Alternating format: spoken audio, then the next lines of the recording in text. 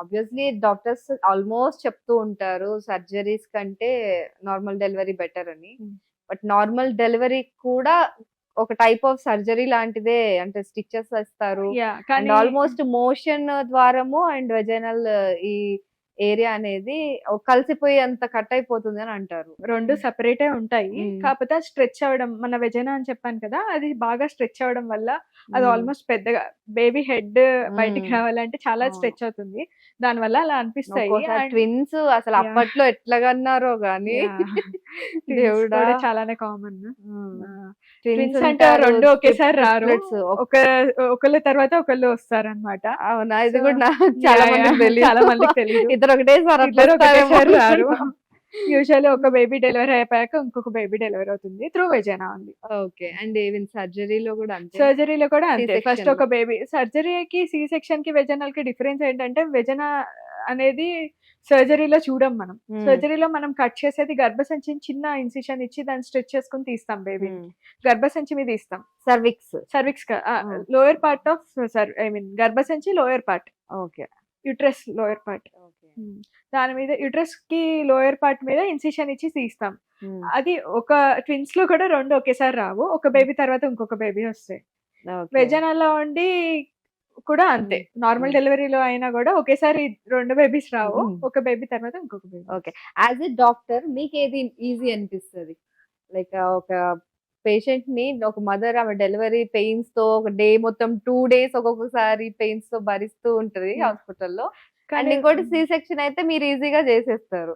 So మీకు ఏది easy అనిపిస్తుంది? సి సెక్షన్ అనేది కుదిరినంత అవాయిడ్ చేయడమే బెటర్. ఎందుకంటే నార్మల్ డెలివరీలో రికవరీ ఫాస్ట్ ఉంటుంది వాళ్ళకి.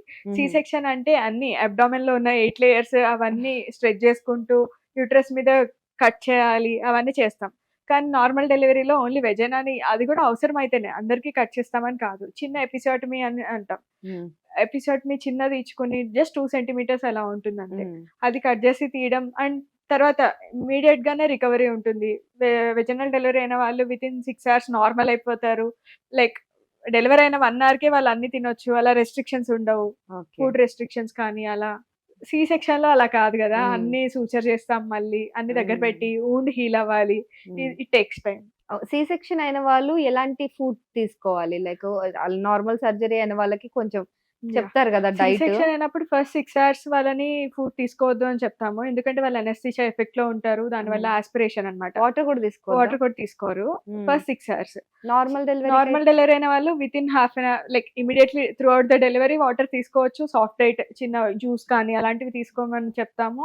అండ్ డెలివరీ అయిపోయింది అంటే ఇమీడియట్ గా వాళ్ళు ఫుడ్ కూడా తీసుకోవచ్చు, ప్రాబ్లం ఏం లేదు దానికి. సి సెక్షన్ అప్పుడు ఎందుకంటే మనం వాళ్ళు తీసుకున్న ఫుడ్ ఎక్కడైనా ఊపిరితిత్తుల్లోకి వెళ్ళే ఛాన్స్ ఉంటుంది, ఆస్పిరేట్ అయ్యే ఛాన్స్ ఉంటుంది, అండ్ లోపల ఇంటెస్టైన్స్ అన్ని కొంచెం కదిలే ఛాన్స్ ఉంటుంది, కాబట్టి వద్దు అని చెప్తాం ఫస్ట్ 6 hours. తర్వాత నుంచి మెల్లిగా గ్రాడ్యువల్ గా నార్మల్ డైట్ కి షిఫ్ట్ చేసేస్తాం. అండ్ పోస్ట్ పార్టం డెలివరీ అయిపోయిన తర్వాత బేబీ వచ్చేస్తుంది, అమ్మ ఇంటికి వచ్చేస్తుంది, how she has to take care of her health? తన హెల్త్ ని ఎట్లా చూసుకోవాలి? ఫస్ట్ పోస్ట్ పార్టం అనేది ఒక పెద్ద, లైక్ చాలా మందికి వెరీ డిప్రెసివ్ ఫేస్. యా వాళ్ళు కొంచెం లో ఉంటారు. సో ఫాదర్ సపోర్ట్ కానీ లైక్ ఫ్యామిలీ సపోర్ట్ అనేది చాలా ఇంపార్టెంట్. వాళ్ళు మెంటల్లీ స్ట్రాంగ్ ఉంటే ఫిజికల్లీ చాలా ఫాస్ట్ గా రికవర్ అవుతారు. Physically it takes around 6 weeks. ఏం పని చేయాలన్నా అట్లీస్ట్ 6 weeks రెస్ట్ తీసుకుంటే వాళ్ళ ఆర్గన్స్ అన్ని స్ట్రెచ్ అయిపోయి ఉంటాయి. ఆ స్ట్రెచ్ అయిపోయినాయి అన్ని నార్మల్ వస్తాయి. నార్మల్ అయిపోయి ఇట్ టేక్స్ టైం ఎవరికైనా. సో 6 weeks వరకు జాగ్రత్తగా ఉండమనే చెప్తాము. 6 weeks తర్వాత వాళ్ళ నార్మల్ రొటీన్ స్టార్ట్ చేసేసుకోవచ్చు. లైక్ వాళ్ళ వర్క్ ఇవి కూడా స్టార్ట్ చేసుకోవచ్చు, చిన్న చిన్న వర్క్స్ లాంటివి, లేకపోతే కొందరు వర్కౌట్స్ గురించి. ఆలియా భట్ అయితే 1.5 month లోనే ఎక్సర్సైజెస్ మంచి అసలు షీ ఈజ్ ఆల్రెడీ ట్రైన్డ్ కాబట్టి పెద్ద పెద్ద ఎక్సర్సైజెస్ చెయ్యొచ్చు, చెయ్యాలి, మదర్ షుడ్ బి స్ట్రాంగ్ అని ఒక పిలుపునిచ్చారు. So what you say?